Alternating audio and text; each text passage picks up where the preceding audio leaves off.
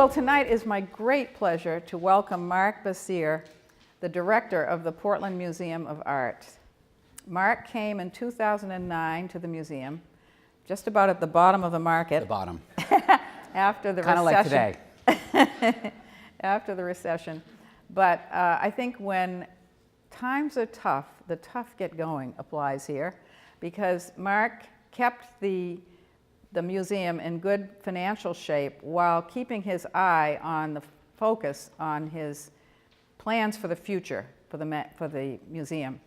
And within a few short years, he had made so many changes we will learn about tonight, just reinvented the museum basically and brought it into the 21st century. So welcome, Mark, to Talking Art in Maine. I appreciate it. Thank you. Thank you all.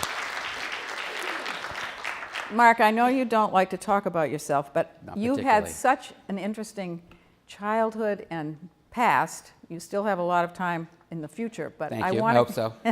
I want to go back to a young teenager in Brooklyn, New York. Wow. Okay. Who's with his parents and his brother.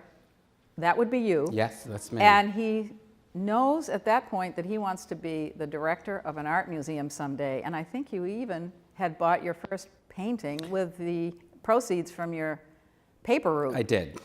It was a Darby Bannard, who didn't really make the art history books, but that's okay. I still have the piece. It's in my oldest daughter's room, and I still love that piece. That's great. My parents had no hobbies except for going to museums, so I think actually early on my brother and I revolted, and little did we know he's actually the head of philanthropy at the MoCA, Museum of Contemporary Art in LA, that it rubbed off on both of us. So basically our lives was based on going to galleries on the weekends, and instead of having your typical talk about sex with your parent, my father took me to a Philip Pearlstein show and basically shut the door and said, "This is what it is."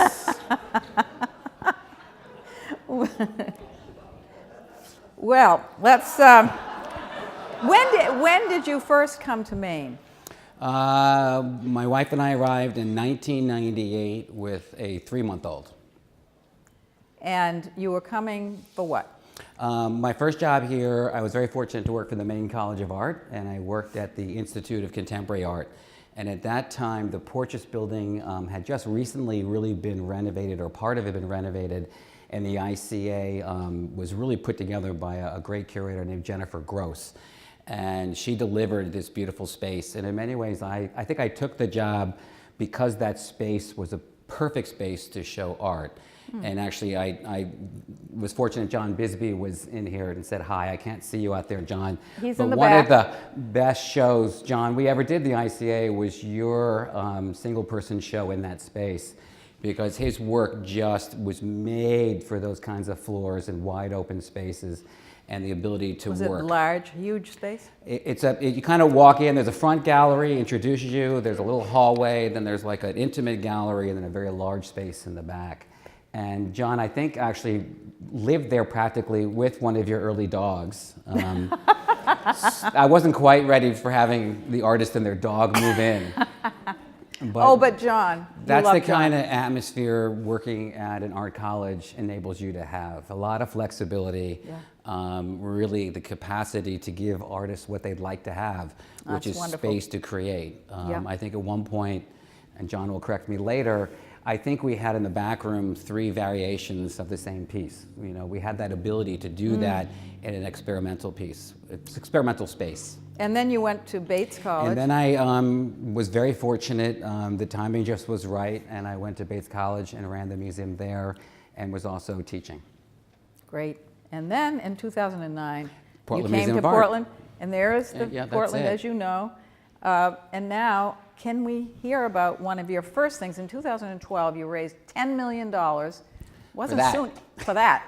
The Prout Neck studio of Winslow Homer, which has been life-changing for the museum, really. It was life-changing in many ways. How many of y'all have you been out to the studio? You know, it's hard. I haven't even been there because it's hard to get reservations. Call me. We could get you out there. I will. Call us. I'm going to do that. I think there's a feeling that it is hard to get reservations, and sometimes that word gets out. It's actually not as hard as it actually it gets out there. But it was a moment where the family, actually the grandnephew of Winslow Homer, Chip Willauer, who sadly is no longer with us, had recognized that the studio, he really couldn't afford to do the upkeep on the studio. And it was literally the chimney was falling off and the piazza, the porch was caving in, and he recognized he needed some help. And so the museum took an option, and that was actually Dan O'Leary, my predecessor, who really began the project and made that commitment.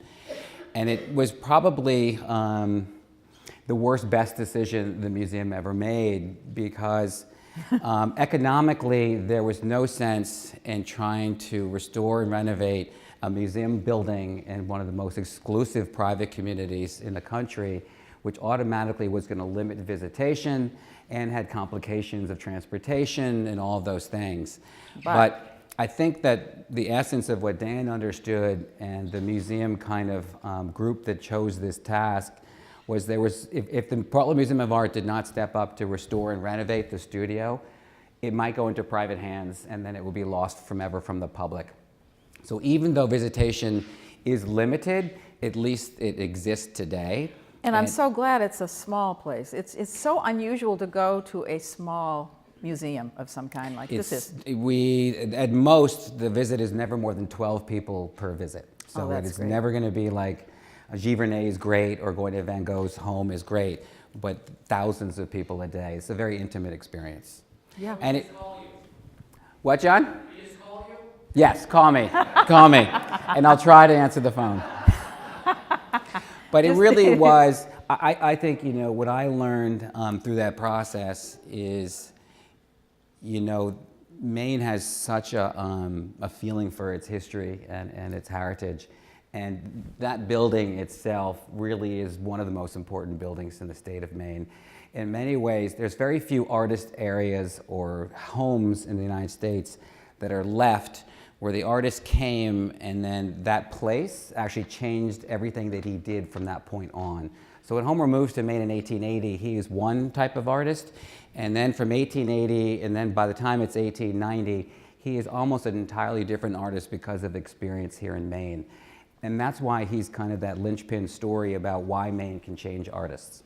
Right, and he's known all over the country and all over the world. She's actually probably the only American artist of the 19th century that the French like.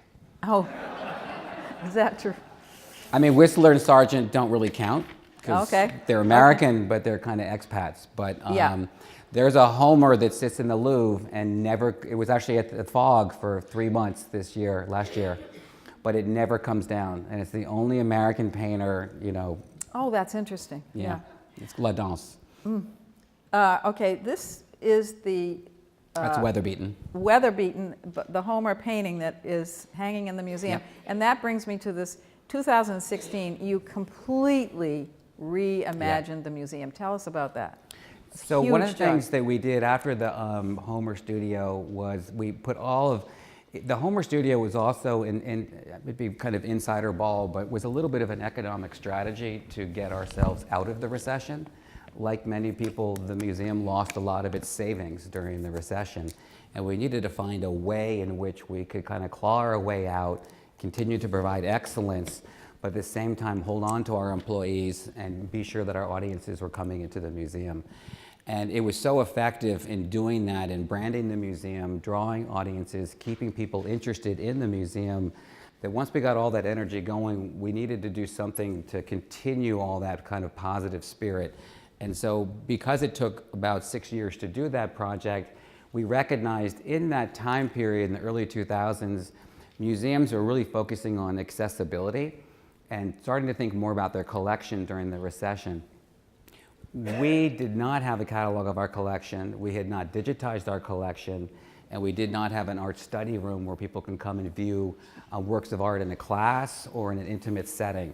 And considering almost 9,000 of our 18,000 works of art are works on paper, which are rarely shown, we needed a space where people could sign up and come look at that.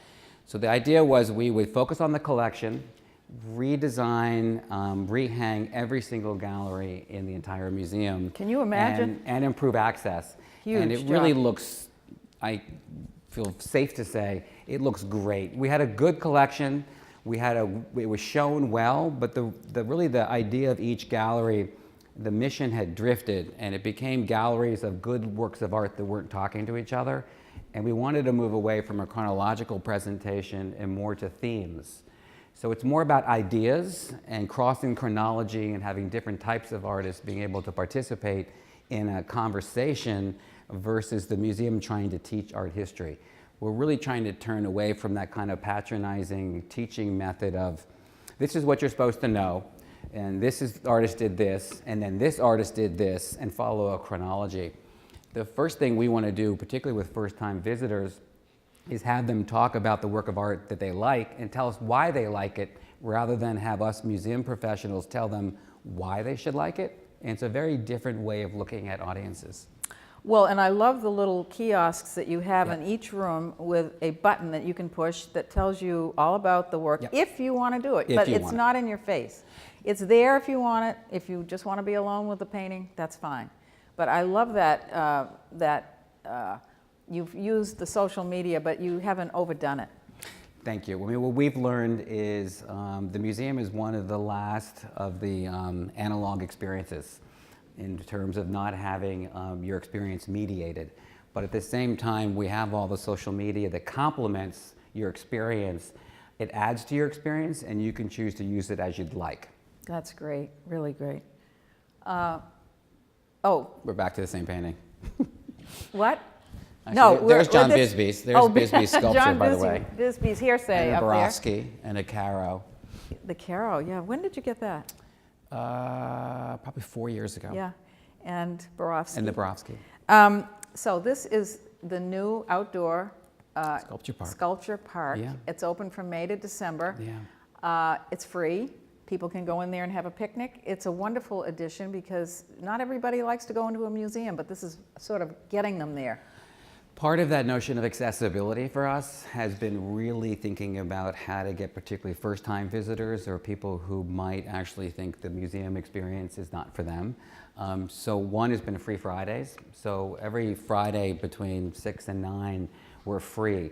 And if we do this year about 162,000 people, probably, I haven't seen the final number, maybe 36,000 of those visitors came just on Friday nights. So that's taking 3-4 hours, 4 Fridays, 12 hours a month, times 120.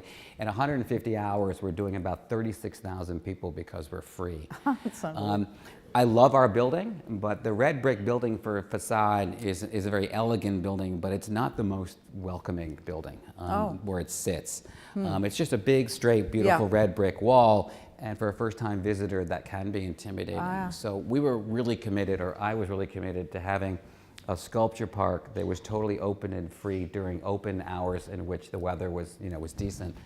And we had always wanted to do it, but because accessible and ADA rules are so key to our experience, and being accessible is accessible for everybody, it wasn't until David Shaw, who's a good friend of the museum, what his gift enabled us to do was really to level the ground so that someone can come in a wheelchair. We aren't really public until everybody can get in there on their own energy without having to have us enable them to get into the space. And so we had to grade the entire space, pick up all the sculpture, move it, and reset everything. And it made a real difference. Is it well attended? I mean, are there a lot of we had people about getting 7,000 people between the 4 months it was open already this year. Wow. It'll just keep growing. It's going to roll. Yeah.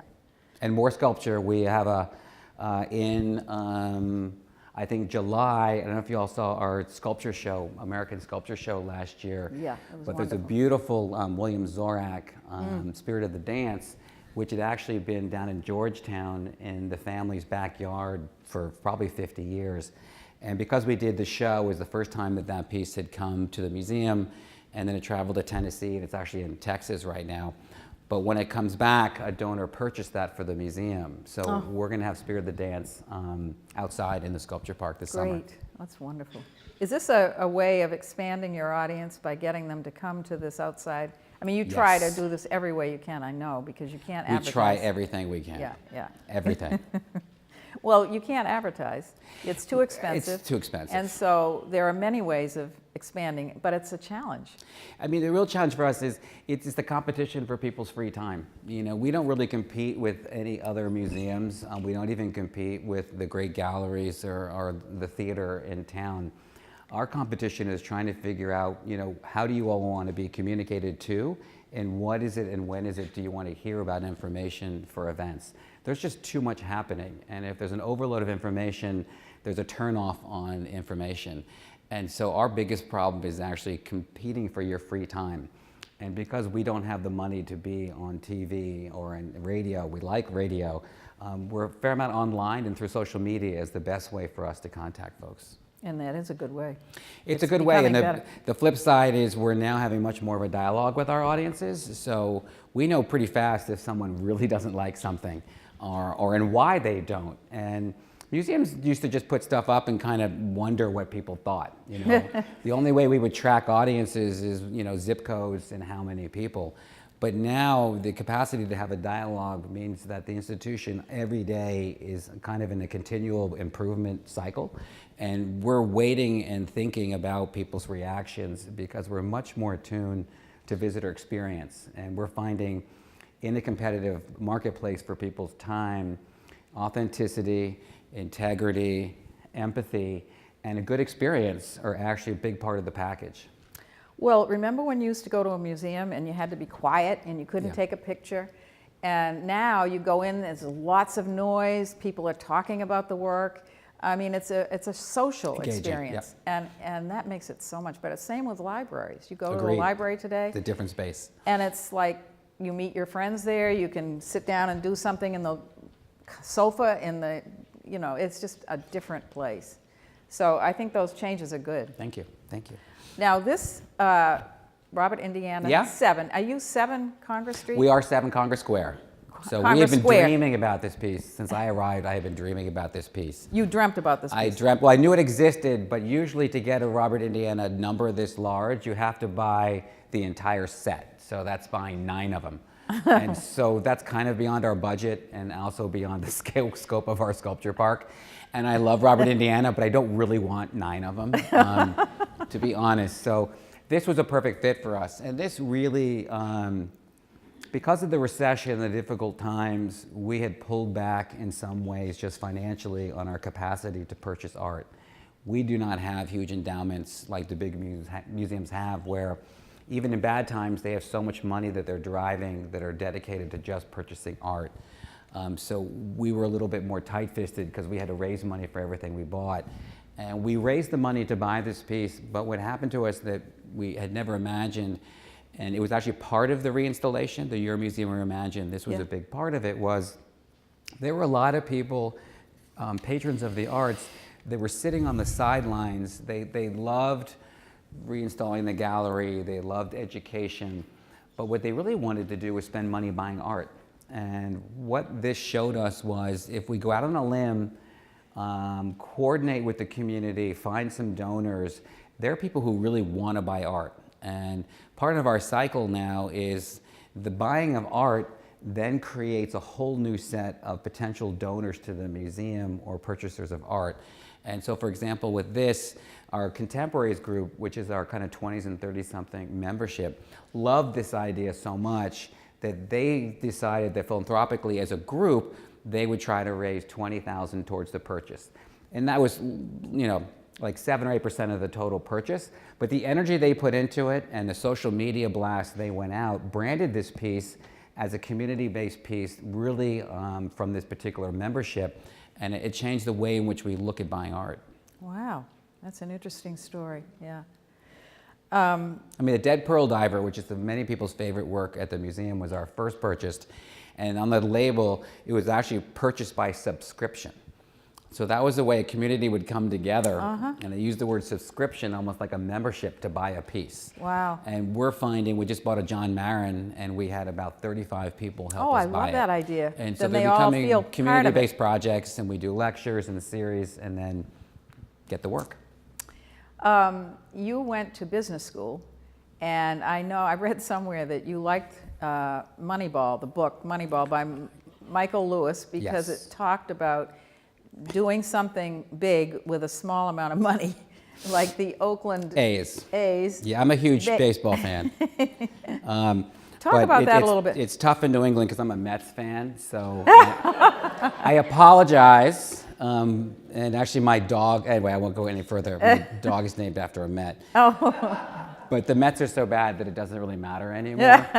But Moneyball, if you read it, and the conversation is about the Oakland A's, which is how do you perform in an industry such as baseball when you have players that, or organizations that are 100 times bigger than yours, demographically and financially. How do you be competitive in that market and also have people coming to the seats or a membership? And so the A's had to find ways to use data that found players that all the other teams thought were not baseball players. So they had one pitcher who's the classic example who had this tick where every time he threw the ball to first base, he overthrew the first baseman.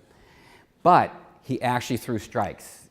So as long as he didn't throw to first, he was great. But all the other teams thought he was such an embarrassment, they wouldn't sign this guy. He comes in and goes, 14-8. He has a pretty good season, for a very low price. So what our museum likes to do is try to leverage our small market to benefit ourselves. And how do we identify artists we think that have been probably unfairly marginalized, or artists who we think are just about to take off. So that's kind of how we look at some of our programming and balance it, and how to think about this particular market that Portland's in and try to make it look like it's much bigger than it really is. It's very clever. I mean, I think that's very creative of you. I have a quote here. Where is it? I wanted to, it's not here, so I can't quote it, but one of your, one of the people who wrote about you said that you like to, and I'm not going to get this right, but some of the marginal shows that should be in New York, you want to show here. And you have done that. You've done that, and you've gotten good reviews from. A great example. I don't know if you all know the artist Lois Dodd. Yes, who's that one was of the my greatest favorite show. artists. So we very intentionally, after the big Homer moment and the Homer show, and the next show for us was Lois Dodd, and Lois Dodd has been making beautiful paintings for so many years, and we found a couple of partners, underappreciated artists. And it's exactly in the review that Roberta Smith of the New York Times wrote was, literally the Portland Museum of Art is taking on artists that should be shown in New York. And so in some ways that kind of became our branding tagline, which is identifying exhibitions that should be in the bigger metropolitan areas, but either they're not willing to take the risk or they're worried not enough people will come. And so we then turn that upside down and use that as actually an advantage, not as a disadvantage. So last summer we did a great sculpture show. There's probably, sorry John, nothing more out of fashion than sculpture. It's almost so out of fashion that it's fashionable, but to take early American sculpture and take all four of them and put them in one show was really kind of an expensive risk, because sculpture is expensive to transport and valuable. Is that why it's out of favor, or why is it out of favor? John, why is sculpture out of favor? It's big, it's clunky, it's expensive, but I thought that show you guys did was the most significant vista on American, the landscape of American art ever put together, and it's bearing out. Thank you, John. And again, we got two venues who took it, so it traveled as well, so it has legs. And so Lois Dodd, the sculpture show, we're trying to find, another one actually is Richard Estes. And for some folks, Richard Estes, being a photorealist painter, the big museums have totally, in many ways, dismissed him. Really? It's not in favor. It's just out of fashion. Yeah. And we had huge audiences. Yeah. And many people didn't know that he actually lives in Maine 5 months of the year. And that traveled actually to the Museum of Design in New York and was a huge hit. So again, it's trying to how can we leverage our position to find artists who should be shown? Yeah. Now, what is this? This is showing Free Friday? That's the opening. I think that's the moment when we opened after your museum reimagined. We did a great light show on front of the building in February last year. And about 5,000 people came in that first 3 hours. And it was really exciting. Wow. Oh, is that the light? Yeah, that's it. Great, that's an Alex Katz painting. Yep. Oh, what's this? A performance? I think that's the Maine Ballet. So you coordinated with them, had a performance of Yes, their... we're big you partners. You do that a lot. Space Gallery, Telling Room, Maine College of Art, USM, Abyssinian Meeting Hall, NACP. Love to collaborate. Again, because we don't market, we'd much rather share audiences with other organizations and then allow them to leverage the experience to also utilize our audiences. It's great, great idea. Oh, you've got a huge paperwork. We have a lot of works on paper. So Yeah. when we opened, we had our own works on paper. Okay, what's this? That's in the Contemporary Gallery in the Reinstalled. It's a Pearlstein, William Popel, Aaron Stefan, Betty Woodman, and sadly to the left is a Tim Rowlands, who's actually originally from outside of Bangor, but sadly died this year, who's a great artist. I love Woodman's. Yeah, Betty's pretty great. She is amazing. Her work is just so good. Okay, here we go. Now, this is the 4th floor. Yeah, Blackie which Langley. Tell about that a little bit. So I'm not sure, you probably all know Blackie Langley, who's a very important sculptor We have one in right Maine. out here in the lobby. Do you But know? this piece was actually originally a fountain at the old, is it Samoset? At the old Samoset Hotel. And the hotel had a really wonderful owner who designed with Blackie Langley this fountain of wooden objects. And then 2 years later, a new owner tore it down. And this piece was really just cut up with saws. And so the museum or somebody at our museum decided that they'd collect all those pieces and then store them. And we've never shown them because our gut feeling was the integrity of the piece was destroyed when somebody went at the entire piece with a saw. And so we just put them in storage, hoping maybe someday they might have value or we could show them again. And it turns out that when the Kohler Foundation in Colby did a lot of work with Blackie Langley and the foundation, they recognized that because so many of his works had been outside, that all the original paint from those works had worn down so much you didn't really have that feeling of what they were like. Well, but some of the because wood is rotten, ours too. had been in storage for 20 years, they were the best living examples of the painted outdoor sculpture. And so we were given permission, even though the integrity of the original piece had been broken when it was destroyed, to show these pieces because the foundation thought they were the best living examples of his work in which you could really feel the color of the paint that he had put on originally. And up on the 4th floor, you have other, well, like Yeah, these again, wonderful... the theme is menagerie, so it's all about animals. And that enables us to have 17th century ceramics, brand new sculptures, Dala, Ipcar, and Blackie Langley. And that's really, again, once you go by themes and ideas, you can cross, decorative arts, furniture, I paper, love the way paintings. you're doing that. And artists don't think that way, so creating structures where it's just a painting gallery or paper gallery is pretty, we think is pretty silly. Yeah, I love seeing furniture, glass work, paintings all in one room. Yeah, break down the hierarchies. Yeah, yeah.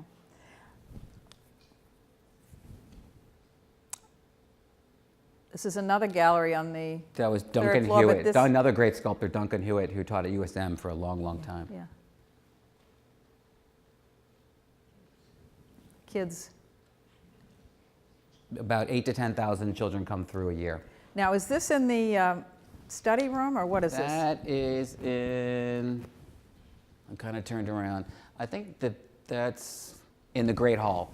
Oh, Usually we do family days in the Great Hall and just open it up. great. It's a cute picture, I love Yeah. this. With Catherine Yeah, Bradford's with Kathy painting. Bradford's painting. And this shows the openings in the Yeah, it's a beautiful inside building. the It's a building. I beautiful love building. this building It's a because good you can building. look through it at different places, and it's intriguing that way.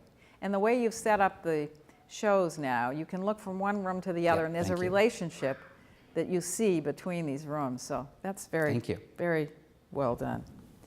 Do you think looking at art can Yeah. help your self-esteem, help your well-being, your health? I mean, there's a lot of conversation about museums and wellness, and so I don't know if you've read any of the experiences. There's, certainly there's yoga in the galleries. There's a couple of walking tours of the Met. There's kind of a speed walking tour that's driving some of the staff crazy. Oh, I've never heard of that.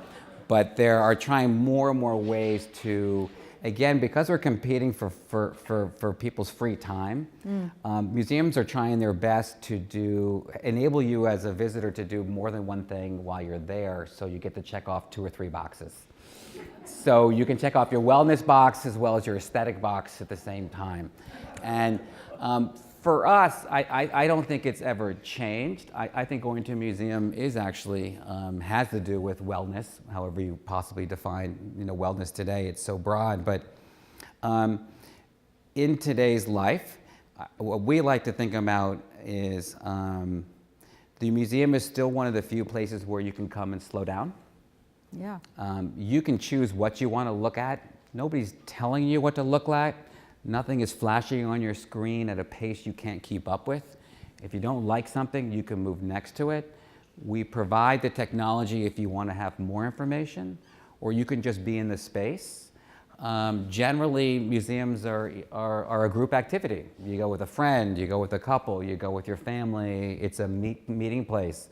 It's a social space. So in a world where more and more people are on their devices, we actually think the museum is one of those places that really is a place people are turning to actually more and more, because having that analog experience, because we're so out of fashion, we're almost back in fashion.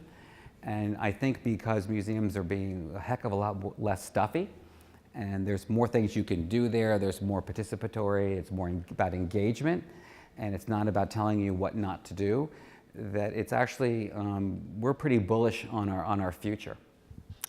Oh, it was interesting. I saw a TED Talk. Well, 2 things. I saw a TED Talk, and it said one of the biggest factors of living a long life healthy. Can you guess what it is? It wasn't what you eat. It wasn't how wealthy you were. It wasn't how much exercise you got. You guess? I think it's interaction with people. Yeah, that's it. So going to a museum and interacting and all, that's very healthy. But the other thing is, I mean, sometimes when I go away to a foreign place, I like to go to the museum and just veg out there, because it's quiet, it's peaceful, the restrooms are clean. They have the best bathrooms. Usually the food is good, and I can spend a whole day and just regain my position in the universe by just staying there, even by myself. Absolutely. Yeah. So I think both things absolutely. work.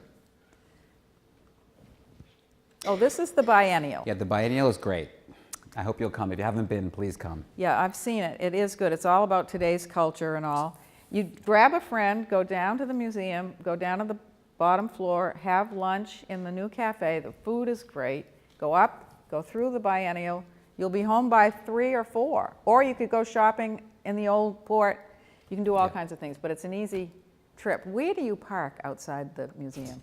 What's the best parking? Well, the irony is, it's coming from New York, and there's a whole thing about Maine and parking, and Mainers just don't like paying for parking. There's actually plenty of parking. It's just that as a culture, we don't like paying for it. Is there plenty of There are parking? 4 big parking lots within 3 blocks of the museum. Oh. And it's still our #1 complaint, and we feel you. We really do. Well, 'cause I'm we trying used to to- build a parking lot, but the city's making it really difficult. We really are trying to actually turn part of our area into a public parking. But because of water retention, we have to build a gutter system that's going to cost $300,000 just to make a public space and add 20 new Well, spaces. you used to be able to park right next to the museum. What happened to that? Well, I don't want to get too into detail, but the parking lot on Free Street used to be owned by the Holiday Inn. And when Maine Health purchased the old Sears building on Spring Street, their parking lot was across the street, and Maine Health and Holiday Inn switched parking lots.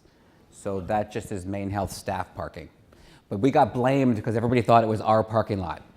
Mark, I want to ask you a question, and this is about the situation of artists in Maine today. Yep. There's a lot of angst out there because a lot of galleries are closing.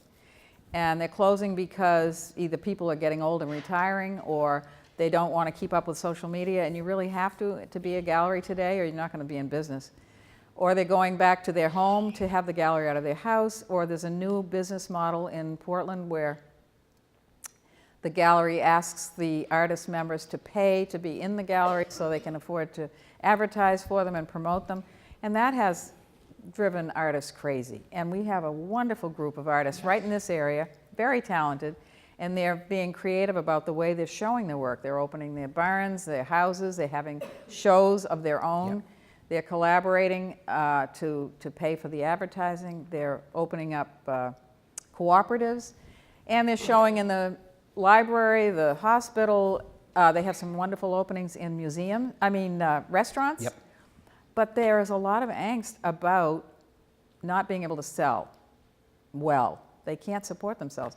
So I'm wondering if you think there is a role, if any, that museums can play to help support and promote living Maine artists. Well, the biennial is probably one of the best ways. If you want to get a sampling of what's happening every 2 years, the museum does the biennial. And I always encourage folks, if you're really interested in purchasing, you can't buy it from the museum, but you can find these artists and see what you like through this sampling of great artists during that process. I mean, you're right in the kind of bigger picture, but right now, I've lived in Portland 20 years. Between Speedwell and Border Patrol and Abel Baker and Grant Wumquist, there's actually 4 or 5 pretty great spaces in Portland right now. Unfortunately, June Fitzpatrick's health hasn't been great, so June's not showing, and some other spaces have picked up. But the artist-run spaces are actually, artists have been doing that forever. I mean, they will pick up, so Speedwell and Abel Baker are really artist-run, but the shows they're putting up are phenomenal. Probably the biggest barrier here is we don't have enough people buying living artists. And it's a collector problem. It's having people, it's not even collectors, too big of a word. It's just people wanting to buy art. And it could be from $200 to $1,000. It doesn't always have to be a big price. There just isn't that much for purchasing contemporary art. And is that in Maine or all over? I'm going to talk about our community. I don't want to expand outside of it. Yeah. I do know, and many of you all may know, in the Portland area, there used to be all these art auctions. And basically, the institutions would ask the artists to give art for free, and then they'd auction it, and people would get bargain prices, and they'd deflate the markets. The best thing you can actually do, no art dealer in Maine, art dealer is not even the right word, someone who runs a gallery is making any money. It's a labor of love.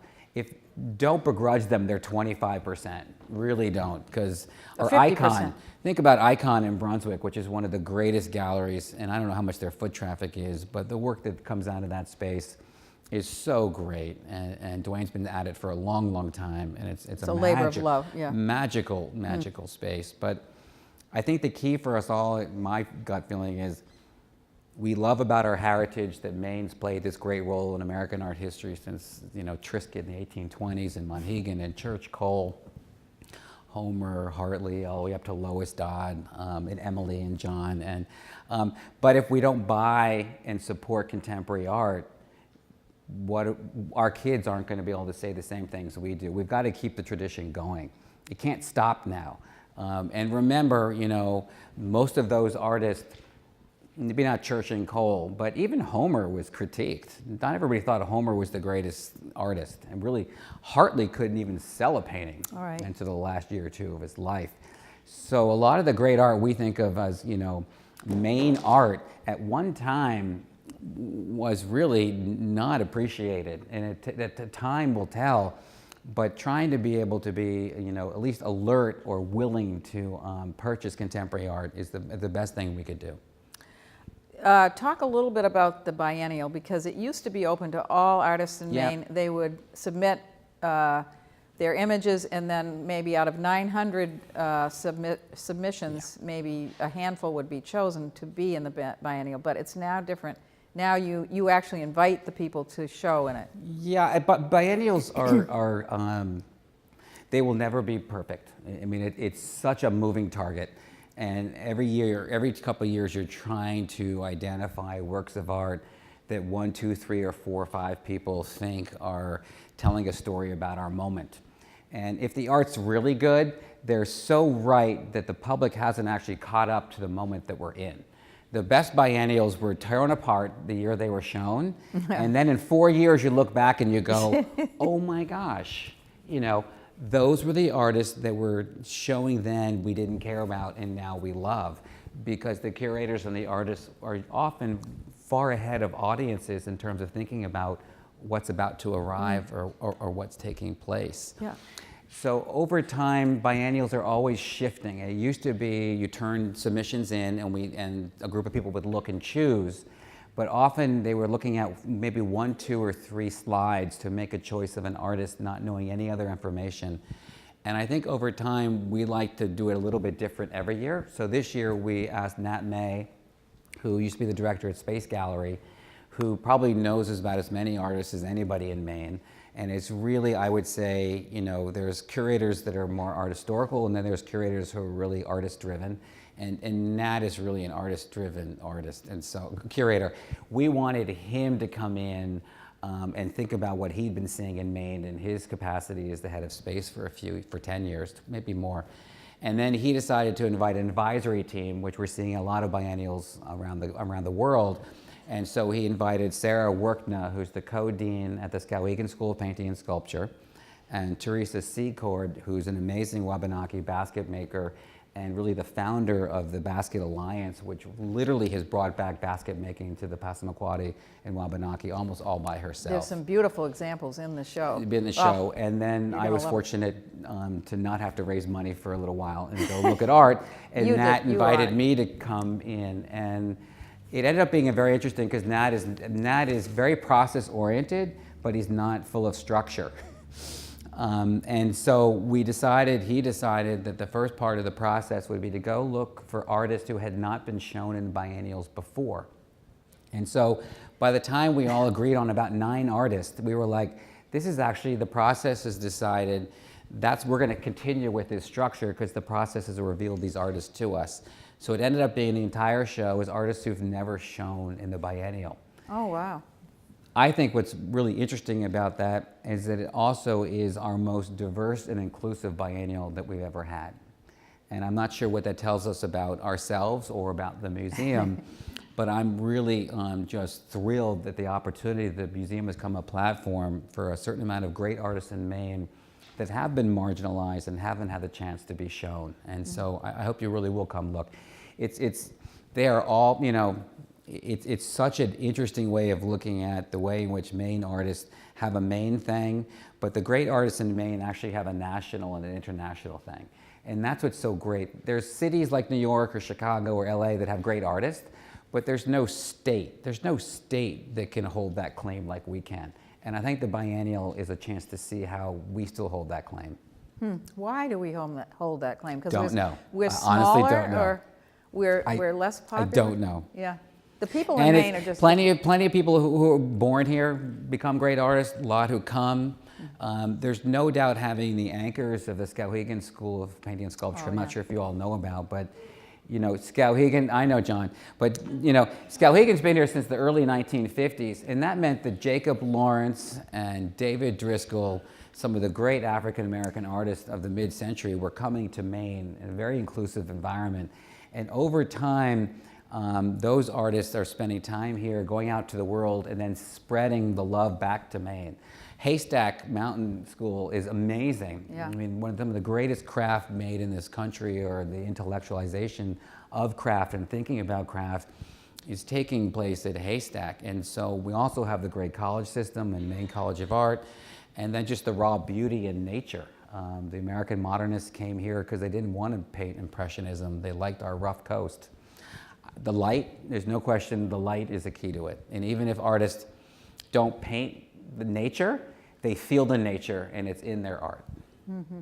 David Driscoll was never in a biennial Never before? in a biennial. He's had a show at the museum, but he's never been in a biennial. Wow. And he's going to be 90 in 2021. And we're doing actually a retrospective of his work with the High Museum and the Perez in Miami and the Phillips in Washington. That's great. Yeah, it's good That's company. really great. Okay, this is the workshop that you have opened up. Yep. So kids come in and they do. And whatever. adults, And adults. all ages. All ages. It's great. Do we want to open it up and see if we have any questions? Yeah. Do you want to, And- I love getting, for me, We're- coming out and talking to people is like getting a great focus group. So I don't know, whenever you're ready, I'd I'm love, ready, I'd I'm love ready. to open it up Can, and see what's out there. Dahmen, can you turn the, thank you. Now we get to see. And one question I have that I want to ask you before we open it up, and I talked to you at dinner about Yep. this, is museums are in a really big dilemma right now about what to do about artists who have been abusive to women. Chuck Close just had 2 shows closed. He's having trouble showing his work.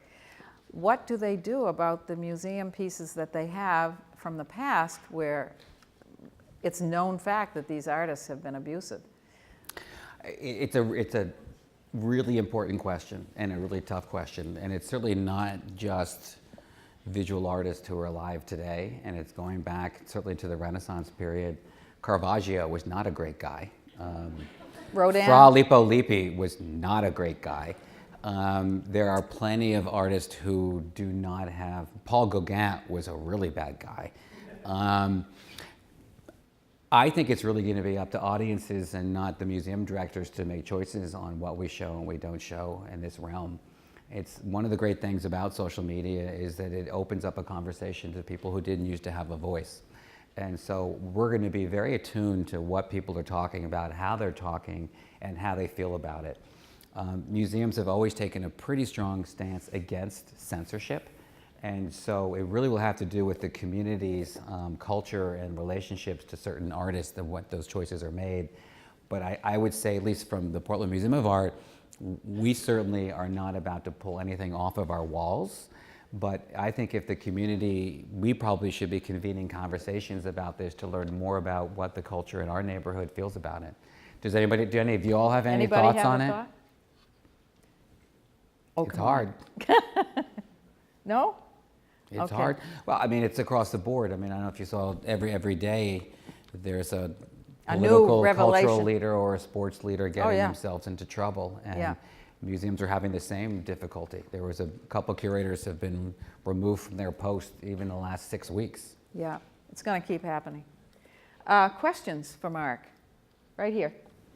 When you have a show that you describe as an exhibit that then travels to another museum, how does that benefit your museum? That's a good question. The question was, well, why when we travel shows does it benefit our museum? And the biggest benefit, to be honest, is generally is for the artist. The amount of time and money we put into a project, that if we can expose that work to 2 other venues outside of our area, it means that that artist and the work around that artist is spread to different audiences. And so we love the opportunity, whether they're living or past, if you're going to do all that work, to then share that with other communities. Generally, when we share shows, we partner with other museums, so we share responsibilities. So one is going to do the book, one is going to do what we call the registration, which is getting the loans, and one is going to deal with shipping.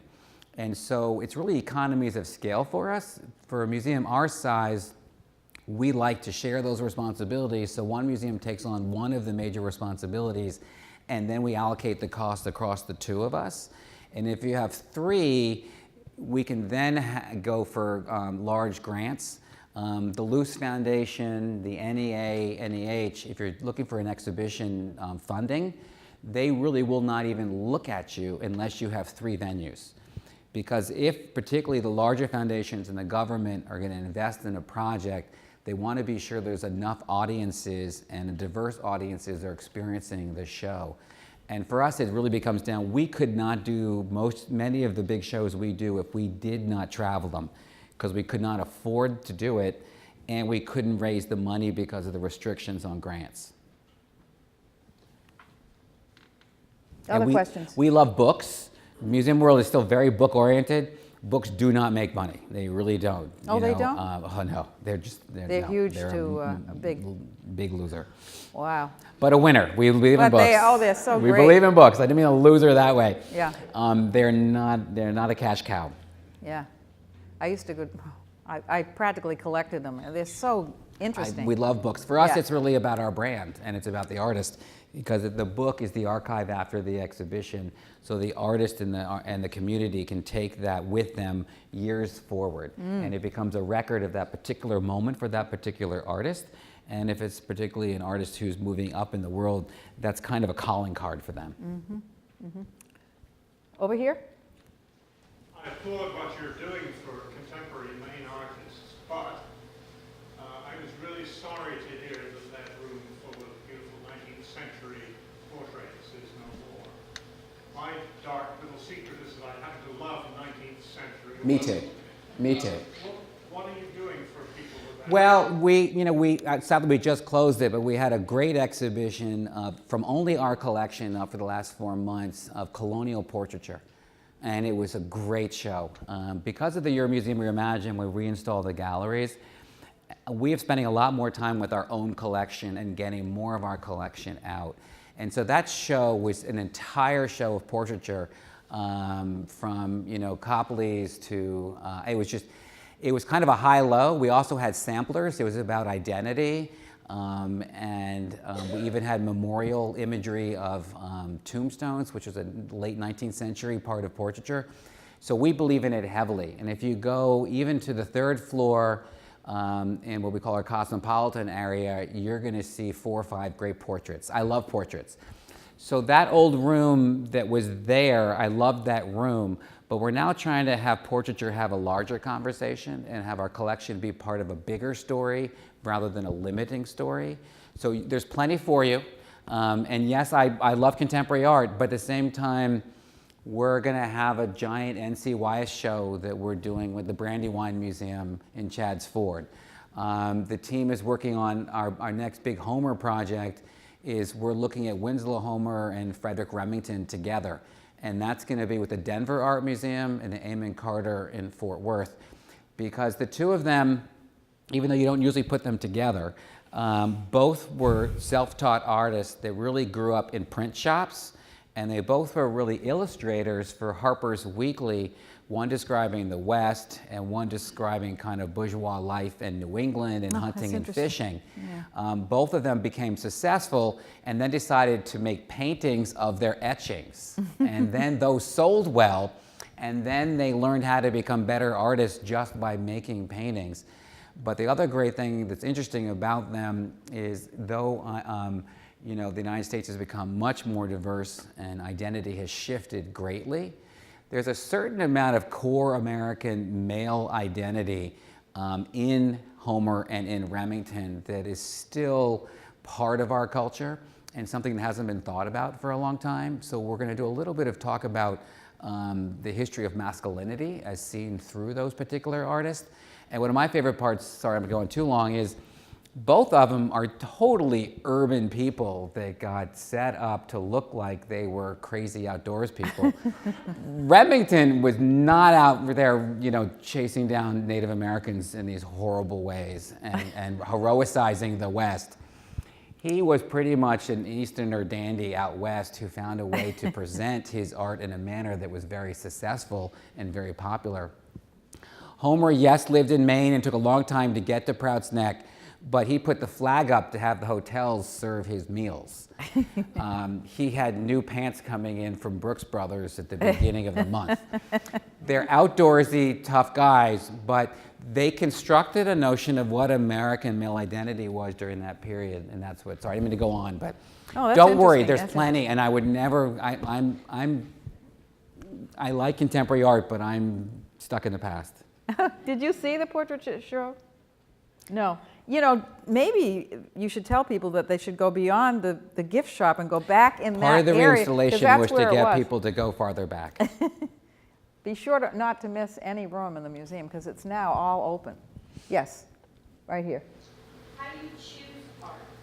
Such a hard question. Well, I think by that I mean we're in a new century. Art's changed.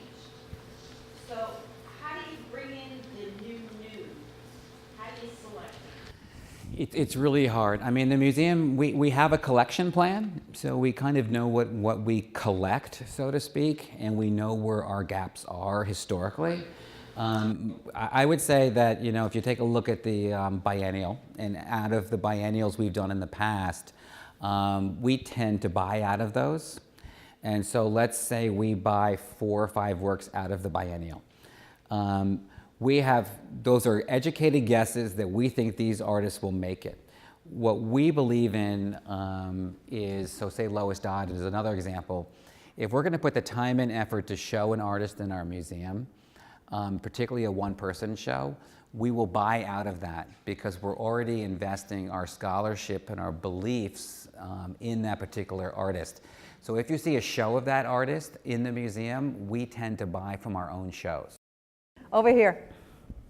Mark, could you talk about the role of the Regional Art Museum in the American art scene Yeah. today, as it is, as it could be? What do you see happening with this remarkable American institution of the Regional Art Museum? Yeah, it's a great, thank you for that. You know, we all for so long looked to the Met as the exemplar of good governance. Yeah, thank you, me too. You can snort all you want.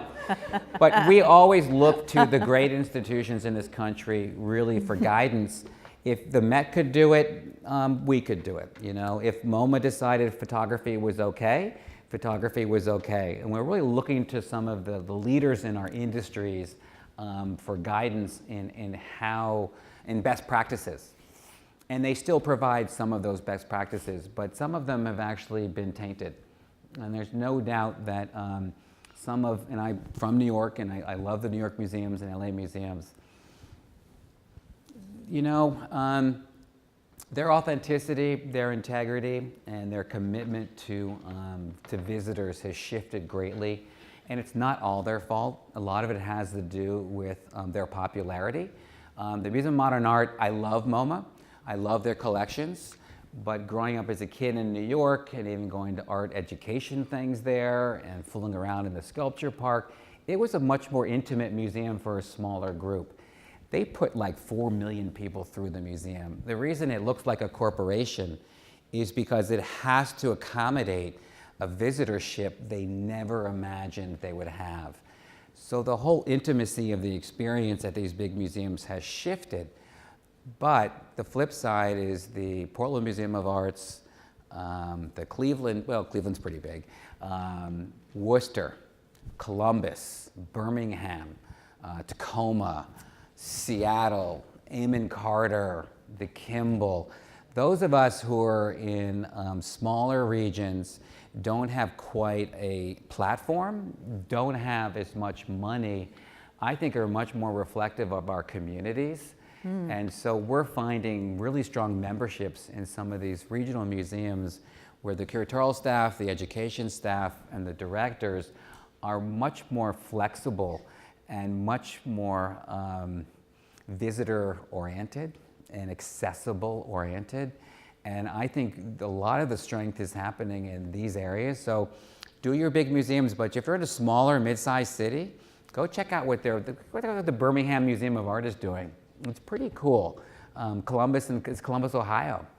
There's some really great work being done because we're also not under the spotlight of the LA Times or the Chicago Tribune or the New York Times. We're able to take a few more risks. So if we do a show, and it does happen, it just doesn't quite work. Whether we laid it out poorly or the book wasn't as cool as it should have been or the timing was off, museums in the regional areas can take more experiments to try things, and not everything has to be perfect. But if you have an off day or a failure at a big museum, heads roll. I mean, the pressure and the stress on those institutions for the commitment that they do to every single show, because it has to be perfect, often I think it's of almost lower quality and less interesting. Either it's totally phenomenal or you're like, oh my gosh, I am so overwhelmed. I don't remember one painting I saw because there was 200 of them. Yeah. I mean, it's this overkill. What we hear about the PMA a lot, particularly for first-time visitors, is they love going because they can see the whole museum and be out in an hour and a half and feel good. And it's not like a bad thing, you know. It's No, not it's a an good thing. overwhelming experience. We have what we do it well, Yeah. but we're not gonna. It's not an on and on going intense experience. And I think smaller communities and mid-sized cities across the country also have incredibly strong memberships. You have very We strong. have one of the strongest, in terms of our demographic, we have one of the strongest memberships in the country. We've got 8,000 members, so if Greater Portland is 240,000 and, you know, the size of Maine, that's about 3 people per membership because of families. That's 24,000. That means if you take our kind of metro area, it's not a metro area, the Greater Portland area, that means we have about 10% of our local community as members. A good percentage for any normal museum is like maybe 0.5% or 2%. But if you go to Columbus and you go to Tacoma and some of those other museums, you find there, or even Akron, you find them more in our category because we're much more reflective of what our communities want from their museums. Sorry, it's a good question. I like that. It's a great answer, yeah. Another question. One other thing about regional museums, if you have a great painting or a great work of furniture and you give it to the Fogg, which I love at Harvard, or you give it to the Met, you'll never see it. Oh, it's put in If you storage. give a really good B painting to us, I love my museum. We don't have all A's. It's okay. I love our museum. What percentage? We will show that work of art. If you give a George Innes to the Fogg, they've got 21, and the Met has 40. It will never be shown unless it's the best, and it's probably not because the best aren't out there anymore. We will show it, and your community will see that gift on Yeah. the walls. And that's a real plus for our size museum, where we are finding people who would normally give to a major university art museum or a big city museum. Why give it to the, whereas like, why give, you know, feel free to give to the MFA, but you'll never see it. That's why the Lunders gave so much to Colby. They wanted it Thankfully, seen. yeah. Yeah. There's a, is that, Hi, do you know what the, I guess, like have a vision for the future of the museum and like any bizarre innovations that you That's a good question, Emily. I mean, I'll start with our biggest challenge and then our biggest inspiration. So our biggest challenge is demographics. Maine's population is shrinking. I mean, we all know our biggest difficulty is if you're in any business in Maine and you want to survive, we need more people. If you want to grow membership, you want to buy more art, you want people to come to your restaurant, you want to do a startup and build a new company, we need a workforce that is workers, PhDs, everything. We need more people because that's the only way we're going to grow. And if we can't grow, we're in real trouble. And I do believe, and you'll find it at the museum too, partially in our biennial, one potential area for growth is first-generation immigrants. You know, we are losing our own population, but we're gaining other populations coming here. And this is not a political statement. This is just raw numbers about population changes and how we're all going to survive here in Maine if we're going to run businesses, whether it's, you know, whatever it may be across the economy. So, Emily, if we find that growth and more people come and your community, which is thriving, you spread that thriving to the next little town next door. And Belfast spreads a little bit farther beyond Belfast. And Rockland keeps doing well. Bangor keeps getting stronger. We find some way to get more people to Eastport, you know, some people to get up to find jobs in the county. I think, you know, the dream, Emily, is museums are becoming more social spaces, and I think that's a positive thing. They're more public. They're more like a Greek forum or a Roman forum. Our museum doesn't really have places for people to come together to make things and do stuff. Our buildings, the Payson building I love, it's a classic modernist white box. It was never meant to be messy. We're connected to a 1910 Beaux-Arts John Calvin Stevens, which I love dearly. And then we're connected to an 1801, you know, federal home. Artists are using different media. Their experience is different. They're using materials that may decay intentionally. We don't have spaces to accommodate the art of today right now. what about the YMCA? We have property where our parking lot is that could potentially be developed. But again, we're not, unless our community, you all, think we can afford to build larger, we need a population base. There's no demographic that says suddenly we're going to have 10,000 more members or a new donor base to support a museum that has a bigger operating budget. As much as we'd like to maybe do that. Emily, what we need is messy spaces. What I'd love to have at the backside of our museum is the galleries in LA are really wonderful if you ever go to LA. They're like garages. Literally, they just open up the garage door. We need a space that is connected to the museum, but is separated enough so that an artist can go into that space and use organic materials, video, whatever it may be, and then after the show, we lift the garage up and we just bring the fire truck in and blow it all out. You know, we don't have spaces that allow artists to do what they want to do today. We're forcing really great artists to work within the confines of a museum that was really made for an artist of the 20th and 19th century. We're just getting into video, which is a little depressing for me, but we're just creating spaces. We just acquired our first video. You know, we're a little behind the times. But if we're going to accommodate what artists are making, we need new spaces, Emily. We need spaces where we can allow you or an artist to do what they'd like to do and not feel confined by the museum. Even the new museums you go look at that are, I love the ICA in Boston. It's a gorgeous museum, but it's like a corporate headquarters. Yeah, it is. You can, you know, imagine putting, you know, Anything a dirty. giant ant farm in a gallery, or utilizing composting. A lot of artists Yeah. are dealing with composting and organic materials, watching the process. Decay is a good thing. It's not a bad thing. People want to see how decay changes things. Museums can't do it because we're so hermetically sealed that if any bugs get in our systems, we're gone. And so we need alternative spaces connected to our spaces, but probably structurally set aside. But first you need the people. We can't afford it till we have it. We know we can do it because the last thing we want to do now that the museum after the recession is doing better, though the last few days have hurt greatly. We need to have the community want to do it, and we need to have a community that can afford it. The big museums who invested too much too fast are shrinking and pulling back because they grew too fast. Anybody else? Mark, are you that billboard? What? Are you that billboard? Are you the guy? Are you the mechanism that tells the community that that's your future? Oh, I thought I was looking at that billboard. I was like, that's not me. I'm talking to you, the mouth, not the image. I think we're the convener for that conversation. I mean, there's no question about it. I mean, if you know the museum well enough, we have a campus master plan like every college or hospital, and you want to know what you could look like in 20 years. So we have a great piece of property on Spring Street that's the parking lot across from the Holiday Inn.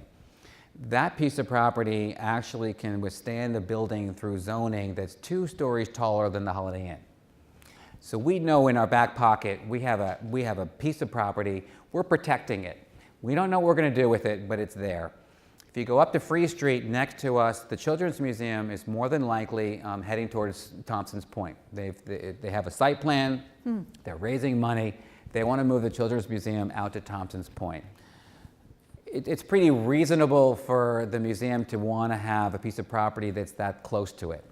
I'm not sure if we can afford it or what are we going to do with it. We already have the Clapp House, which is a beautiful 1840s historical home in our backyard that we can only afford to keep safe. You can't visit it, you can't go in, it has structural issues. We already have properties we can't afford. So we've got to figure out in our growth, how much can we grow and how much we can pay for it. So, John, I think yes, we would convene those conversations and have public conversations with the community about what it might look like. And actually, Portland's getting better at that. I think we all secede despite our local government. And we need to come together as our own neighborhoods and our own communities and decide what Portland should look like.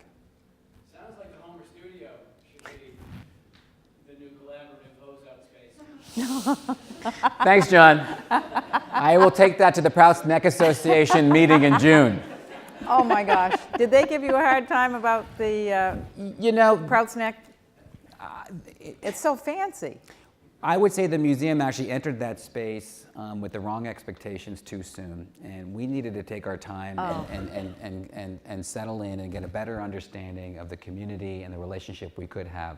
The good thing for us is that there's 3 members from the Prout Neck community actually on our board now. Oh, well, that's and good. so the community out there in the museum are talking about the same issues, not past each other or against each other, but in the same room making decisions with the community. And the community out there has now expanded well beyond just supporting the studio to being on our board and becoming more all year round citizens of Maine. And that's really because of the relationship that we created and the trust through restoring the studio.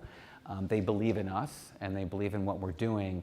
And it's, as you all probably know, I mean, summer residents in Maine are a part of our life's blood. But a lot of the summer residents in Maine, you come to Maine to be in your home, you've got your 8, 9 months somewhere else or 10 months, and you don't really want to be bothered by the local nonprofit, you know. So you see Mark coming a mile away, and you're like, oh, you know, you're great, I love you, but you know what? I am on vacation.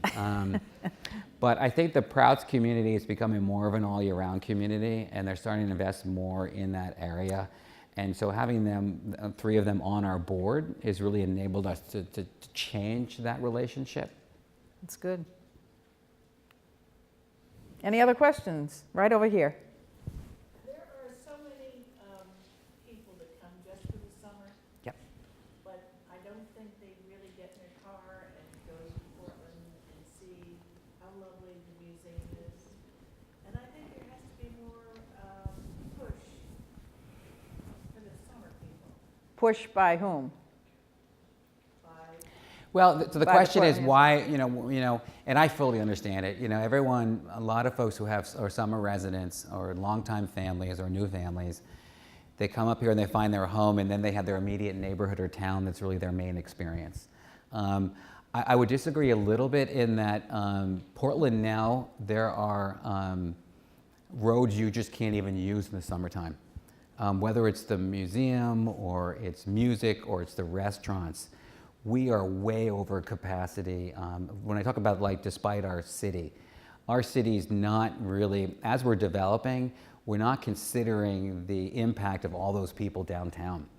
And so what's happening is we're getting more traffic, we're getting more frustration from our visitors, and we need to manage those expectations much better so that people stop saying, oh, I'm not gonna go to Portland because I can't get a parking spot, I can't get into that restaurant.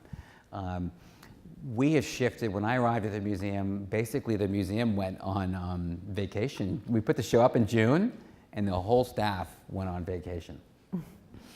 We are scheduled throughout the summer, so we now have, whether it's films or lectures or artists coming in, we're really trying to find more ways to engage with those summer residents to spend more time in the museum. Not just to spend more time, but for fundraising. Yeah, on the fundraising side, it's I think because we're doing more events in Portland around, I would say, the talent or celebrities, meaning lecturers, big artists, big names talking about museums that are nationally recognized, and many of them live in our backyard. That's been the biggest attraction for us for finding new donors who are like, oh wow, this place is really great. And I think it's events and social gatherings that are enabling people to come together and see who comes, how many people come, and the support of the community. But it is hard. I mean, we do, it's a little because we don't have enough money to spread ourselves too thin. York County used to lean a little bit more towards Boston, and York County is now leaning a little bit towards Portland. There's a lot more people living all year round in York County, and in terms of population in Maine, we're seeing a large population growing there, and we're catering more of our events around some of the schedules coming up for folks coming from southern Maine into Portland.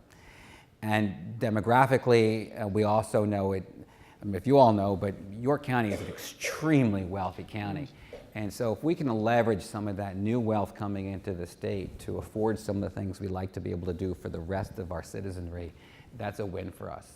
Yes, it's a museum, and yes, we are catering sometimes to a group that has a great deal of wealth, but that is literally so we can leverage to provide an experience for the rest of our citizenry of the level of quality we think we all deserve. that help a little bit? We think a lot about it. I'm just trying to think of how you could raise more money to get the things that you want, to acquire parking spaces. Yeah, my gut feeling is there's a higher quality, the quality of the shows and the artists and the programs we do, that attracts the best donor. And when they see how strong our membership is and that we have an all year round population that comes to the museum, we used to be almost entirely dependent on the summer population. It's not that much more important than the rest of our year round now, which is really important. The other interesting thing is, this is kind of an insider game. I think we could put up any show in the summer and the same amount of people would come. Because the Portland Museum of Art in the summer is one of those things you take off to go do. And so we could do almost anything in the summertime. I'm almost more bullish on putting a really, really great show in the fall, not in the summer, because I think we could blow out our fall audience and grow that audience, because the summer audience is almost saturated. We're finding September and October is really the prime time for expanding our programs to another group of people that are coming to Maine that are different and coming from wider afield for the first time. I'm glad you're not doing those blockbuster shows anymore. It's better now. Promise. We promise. I am kind of the anti-block, but Homer Remington's going to be a blockbuster. But okay. but it's authentic. It's not like something made up and created and brought in. Yeah. Well, thank you all. Thank you all for coming. Really appreciate it. Mark, thank you.